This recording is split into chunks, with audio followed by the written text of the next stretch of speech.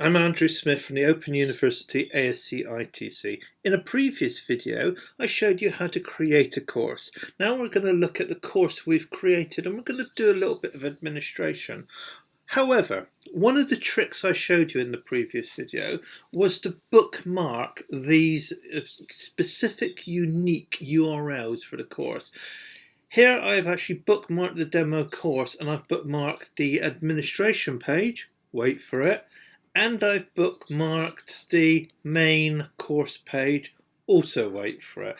This is useful, this is important, this is essential, this will save you a lot of work and effort in the future. So for speed, I'm just going to open up two completely separate tabs and actually have each one listed on this browser. So we're going to go to the admin and I'm just going to add one student. So I'm just going to add a single student because otherwise some of the admin we're not going to be able to do. So I'm just searching for one student and we have a student called Android at the Open University. She is a very, very powerful and useful student. Obviously you can import a large group of students as I've mentioned before. You could add one single student or import a large CSV up to 1,000, import for another course, or do a mail merge.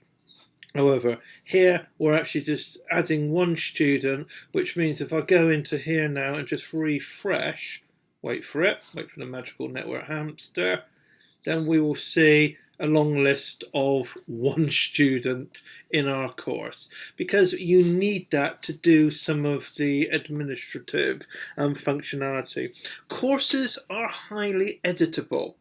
So you can see here we've actually got a set of menu options that you may or may not want. The first thing I always do when I go into any of the courses I do for my Open University students is go in and edit the navigation. We don't know who you're teaching. We don't know if you're teaching adults or teaching young people. We don't know if you've got your own discussion forums or own IT policies. But we don't want our students to use collaborations, and we don't want our students to use the discussion tools at the Open University because we provide that already via our own platform. As you can see, you could add people, they could see each other, they could also harass each other as well. So we take control and edit some of the menu features.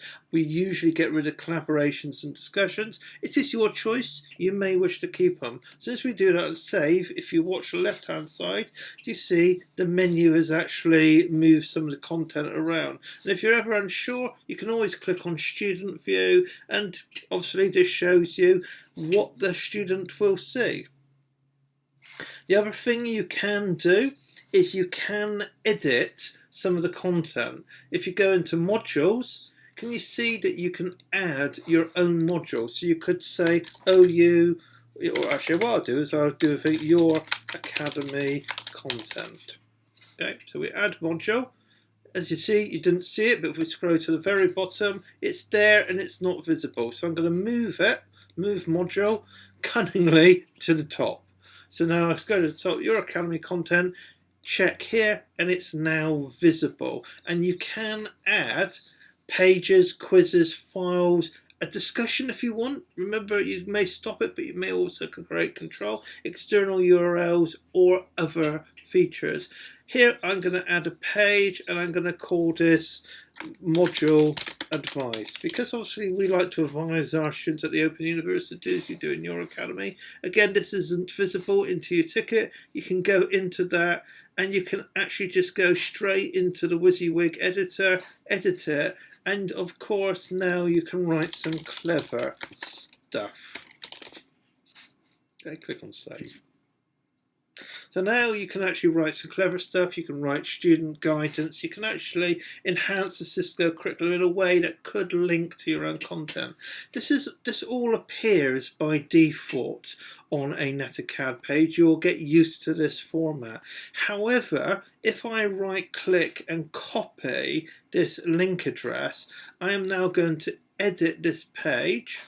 I'm going to select all and delete it and just put link to material, and then just select that and then put in a hyperlink. So this is scary. I've just completely wiped the front page and I've now edited the front page. So the front page is very basic now when you click on home, but what we can do is, obviously this is actually linking to the Cisco Academy content, which is fantastic, and this is exactly what we want, but we can edit the front page.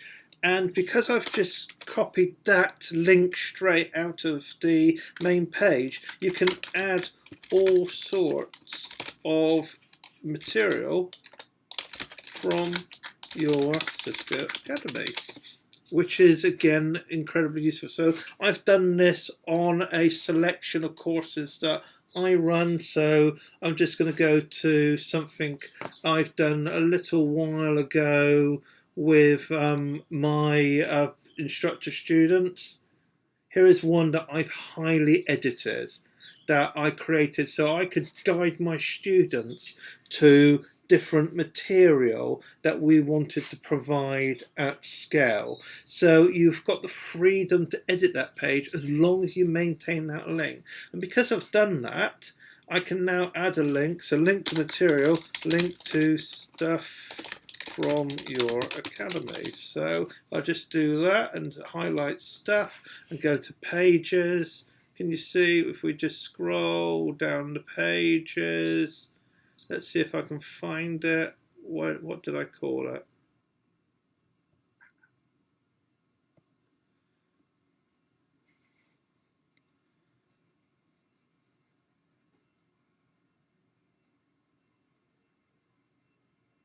Module advice. There you go. So just click on that.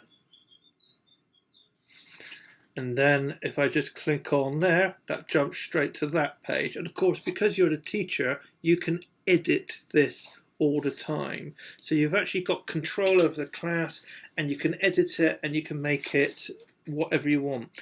Activating exams is also quite straightforward. You go to the assessment center. This is why I added Android, because you need at least one student in your class to be able to see this. So creating a class without a student, this will come up with an error message. But once you've got a student in there, it is easy to activate the exams. The chapters can be activated for up to 3 months into the future, and you can actually activate it for individual students if you wish, but of course I've only got one student here, so that's sort of neither here nor there. But you can also create activations for packet tracer skills assessments, and of course the course feedback, which is mandatory, and the final exam, which is required. Okay, they have different activation windows. The course feedback's 30 days. The final exam is typically 7 days. So some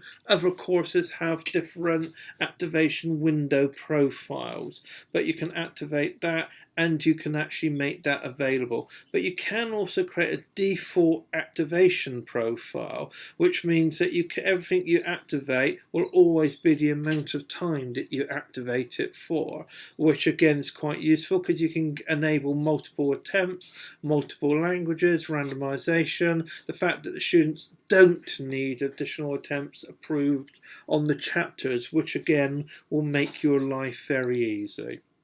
So in this one, we've covered, again, shortcut links to the courses. We've covered quick and dirty editing of the course. We've covered editing of the menu. And we've covered very basic exam activation.